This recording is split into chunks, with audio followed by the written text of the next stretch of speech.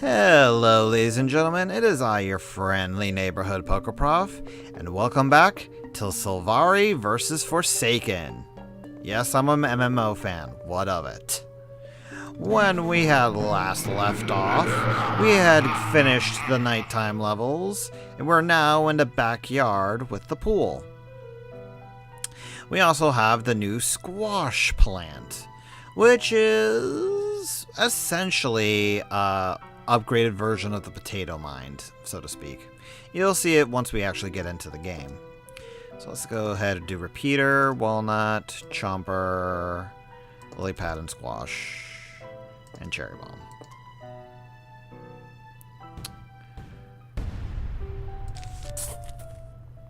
So yeah, as you can see, the squash here has a bit of a heavy recharge timer like the potato mind. But it costs a little bit more sun. Now you're probably thinking, hey Pokeprof, what use is the squash? It looks like it's at least, it's essentially a worse potato mine if it does the same thing, has the same recharge timer, and yet costs a little bit more. Matter of fact, let's even show this off here. Down to squash. Now, it essentially does the same thing. It squashes a zombie out of existence. You're not having to worry about it from that point onward. Well, if my memory serves me 100% completely, and it should at this point, stop making fun of me, future prof. But the squashes should actually take out multiple zombies at once. As long as they're actually in that area where there's more than one zombies, when they come down and squish something, they're basically kind of like thwomps. Anything underneath will be destroyed. But it makes me want to try and save the squashes more if you're needing something dead this instant. I'm just going to use it here because it's cheaper than a repeater right now.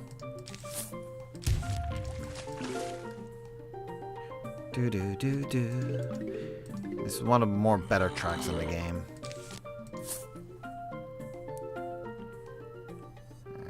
Let's actually put you here so you can stop that guy. Give me a little bit more sun so I can actually summon a repeater in that lane. As you all notice, I'm starting to get a little bit more defensive when it comes to how I'm placing my plants, simply because we're getting to this point in the game where I can't just wait until I can summon my plants.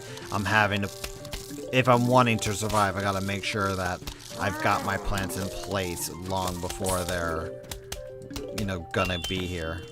Oh, hello. Minigames have been unlocked. Yeah!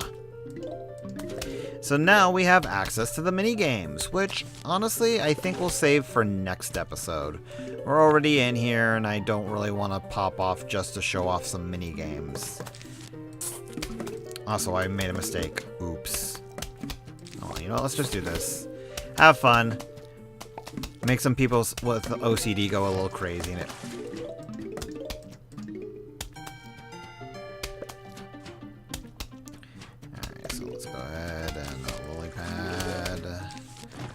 Oh my god, I did it again. Yep, screw it. Let's do this. I've noticed that I've been doing that a lot, to where I've been accidentally misclicking and ending up with plants in the wrong areas. Also, I just love the little sploosh coming from the frickin' squashes when they go into the water.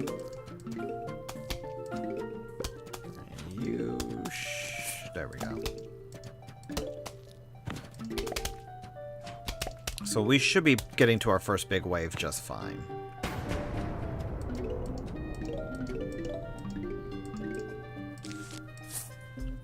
So actually, it's with this I'm gonna test to see if my memory is correct, or if Future Prof was perfectly fine in his making fun of me, and see if I can actually go and place down a squash and kill multiple zombies at once. Yep, there we go. So yeah, that's going to be the major difference between the squash and the potato mine. Is simply like, if you want to kill more zombies now, that's a good thing to have, especially when you get into like some of the final waves. It makes sure that you're able to go through things without too much issue. Alright, so let's go here. I think at this point we should pretty much be golden. Just gotta put down 2 more repeaters and we're full up on our area here.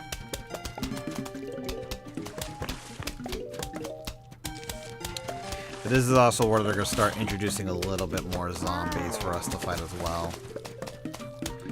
And one thing I tend to do is, once I get to this point, I actually start preparing my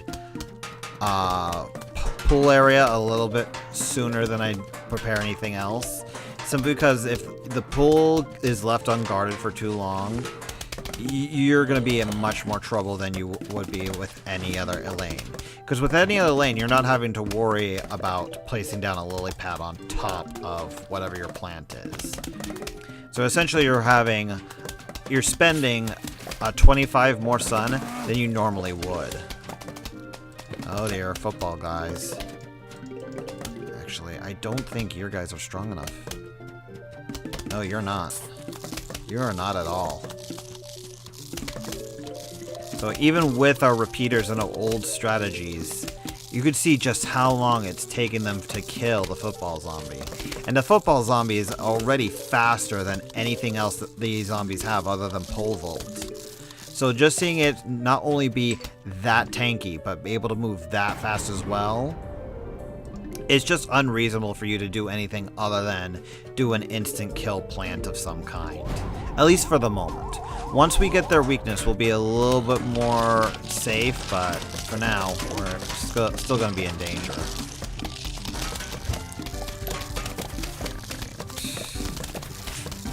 I think we're actually okay at this point. Yeah, we should be perfectly fine here. Let's just have you kill that. And you guys are very good. Ah. But now we get one of the most expensive plants in the game. The three-peater. Three-peaters are very interesting plants because, well, as it says here, they shoot peas in 3 lanes. I'll go a little bit more in depth for this when we actually get to play it. Oh, and we also get the snorkel zombie. I'll be entirely honest, I forget what the snorkel zombies do. I think they're one of the rarer zombies to see.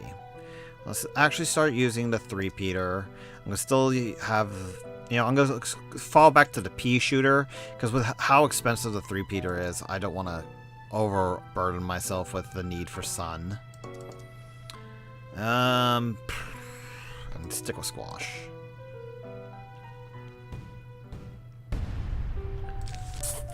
But let's see.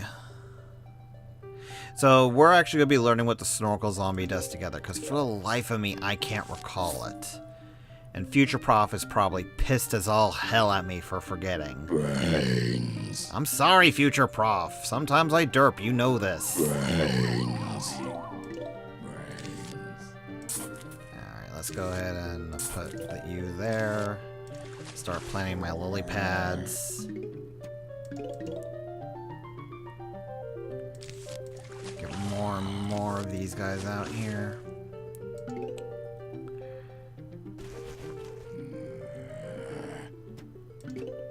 Alright. Should be good so far. Come on, guys. Now you're dead. Put another one right in your place.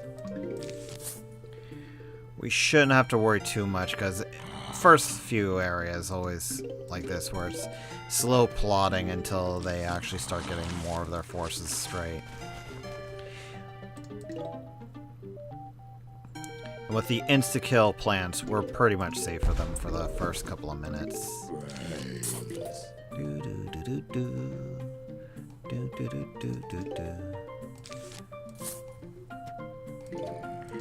Now that we're building up a good chunk of sun, we should be about ready to show off our three-peaters.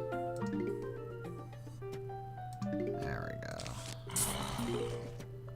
Alright, so let's go ahead and show off the three-peaters. So as the name implies, the three-peaters will actually shoot in all three lanes that are around it. The top, the middle, and then the bottom. Now you may be asking, well, what's the use of this? Doesn't that seem to be a little bit on the weak side? Because it's still only 1p, and it's only doing 1p worth of damage. In fact, I'm going to have to kill this guy to prevent it from being killed off. Well, normally, yes, this would make the three-peater a fairly weak plant, all things considered. Except when you go and have multiple three-peaters right next to each other. Because then you got double the peas shooting in one single lane. It ends up having just a multiplicative effect to where you're having, so now we have, you know, 2 peas in this area, and once we have, you know, 2 more three-peaters in this area, it's going to be equaling out to even more peas. The only major problem is, well, they don't focus fire down like the repeaters do, and as you can see, well, they're not the fastest attackers, and they just cost so much sun. So they're not exactly the best plants in the world to use, but once you have a bunch of them out on the field, whoo baby, they can tear through a lot. So you can already see the screen itself is just starting to fill up with peas.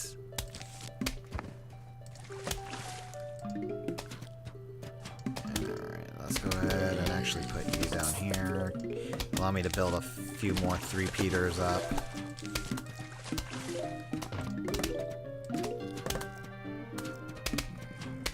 Yeah, so this is where it starts getting a little crazy, is when you have multiple three-peaters covering, you know, the same lane between them. You're going to be getting like multiple just peas just flooding those areas. Makes it almost for a beautiful sight, in my opinion. But because of the way the three-peaters work, you're actually going to be wanting them most of the time in the middle area, just because that's where they...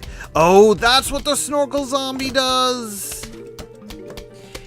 Now I remember. Snorkel zombies hide from all your other zombies. They'll only ever take damage when they come up to go and eat your plants. They're also fairly weak because of that, though. So I did not mean to put you there. And yes, the zombies will actually eat your lily plant, so you're actually a little bit more protected in the pool lanes versus the other lanes, because they will actually need to go and eat the plant that your guys are sitting on before they can actually get anywhere. But this also means that you can actually make your lilies survive a little longer by putting a new plant on top of them.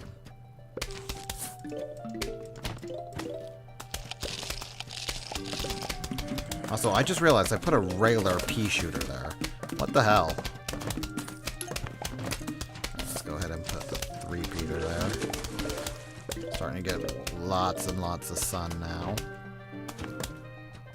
As you can see, when the three-peaters are able to just take down a lot of zombies, since they're going to be shooting in whatever lane they can reach, they're doing a lot of damage without really needing too much.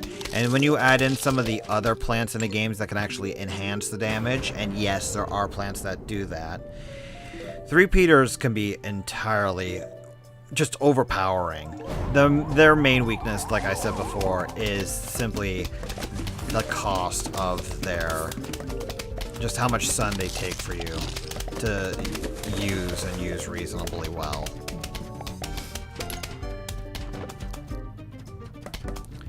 Oh man, I think we're actually done with this stage.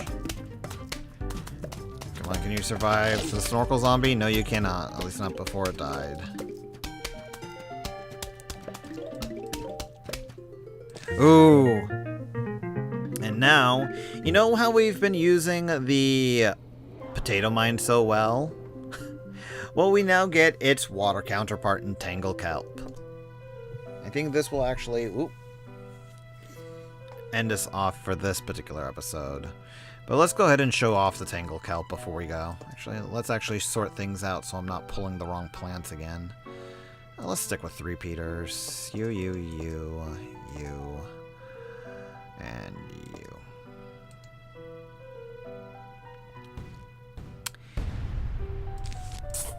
So yeah, as I pretty much said, the Tangle Kelp is for all intents and purposes the potato mine. Whereas the potato mine being, you know, the land version, the Tangle Kelp is the water version. You stick it into water and any zombie that gets, you know, near it will be pulled underwater and you won't have to worry about them. It essentially kills them off. You know, they're the same, like, recharge timer, the same time of just how much you're having to wait. I think the only major difference between the two is that Tangle Kelp don't require charge up time. They don't require you to wait after you've planted them to be actually able to use them. I also know I'm driving one of my friends who watches the series up the wall, because what he likes to do is he likes to make sure all of his stuff is planted on the ground long before a zombie ever comes down any lane. The reason I play like I do is simply because I rather not waste my resources. I am very, very skimpy when it comes to anything that I'm using in terms of making sure I have the sun for it.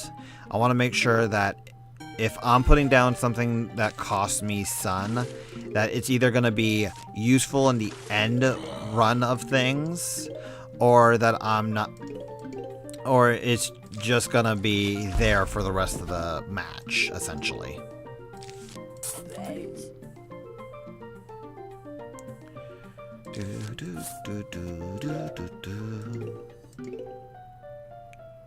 Alrighty then, should be just about ready. I'm a little surprised actually that they haven't pulled off any water zombies yet, so I can really show off the Tangle Kelp.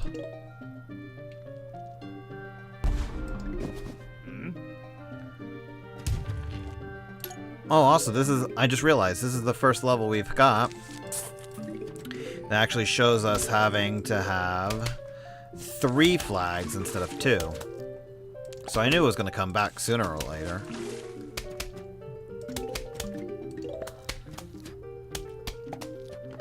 we go. Get another lily pad up. Come on, guys. Need a little bit more sun here. Thank you.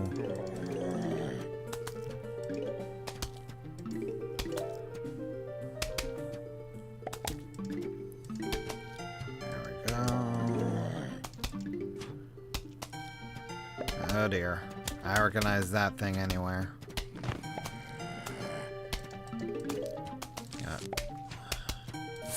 Let's make you have to deal with that. Because I'd rather not deal with your shenanigans. Oh, come on! Actually, I'm curious. Will you kill somebody or will he jump over you? He'll jump over you. Good to know. Oh, hey! I didn't realize squashes can jump backwards as well as forwards. That makes squashes even more useful than, in my opinion. Because there will be zombies that will try to get past what your plants are currently capable of. Because for the most part, your plants will be attacking forwards. There's very, very, very, very few plants that will ever attack backwards, which we will need at one point. That's why you always want to pay attention to what zombies you're going to have to deal with, because if you fight off against those zombies that attack you backwards, oh boy, I want to make sure they actually are taken care of immediately. Also, this game so far is not allowing me to show off my Tangle Kelp all that well, so you know what? Let's just place the Tangle Kelp as far out as we can, show it off. Because I want to show everything in the game, dang it.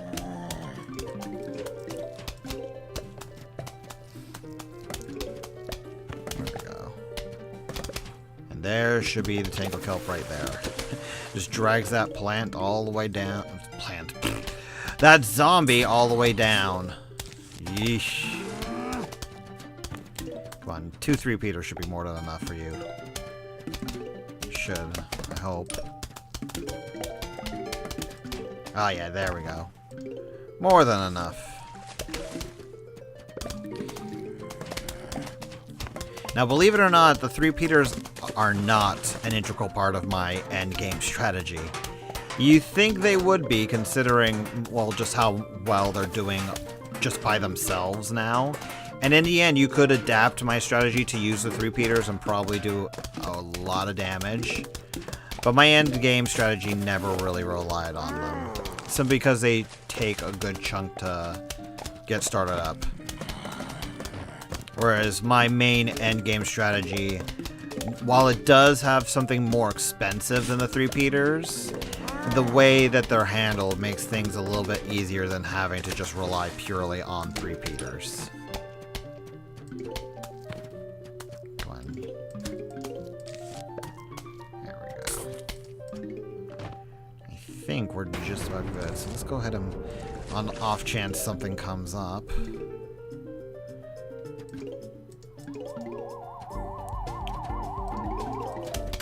That's one thing I think I forgot to mention.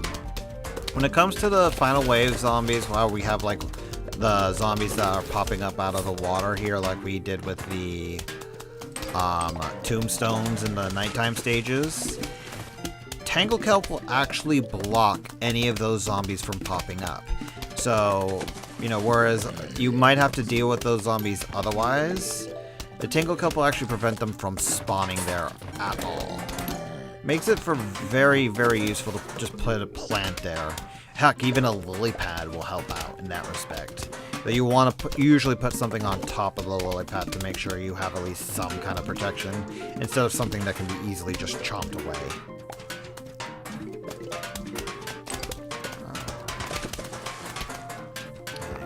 Let's go ahead and put some lily pads down there. Get a few more of my 3-peaters out.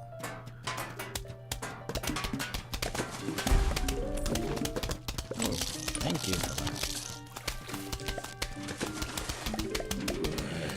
I forget if we get anything in particular that can take care of the snorkel zombies right off the bat, other than the Tangle Kelp. I think that's like the major thing that we'll have to protect us.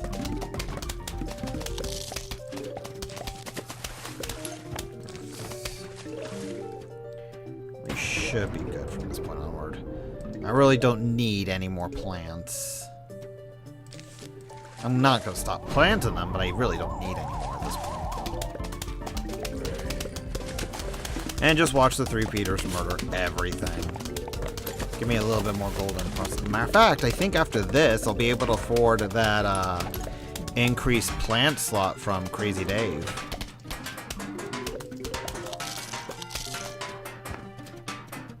Are you just about done? I think you are.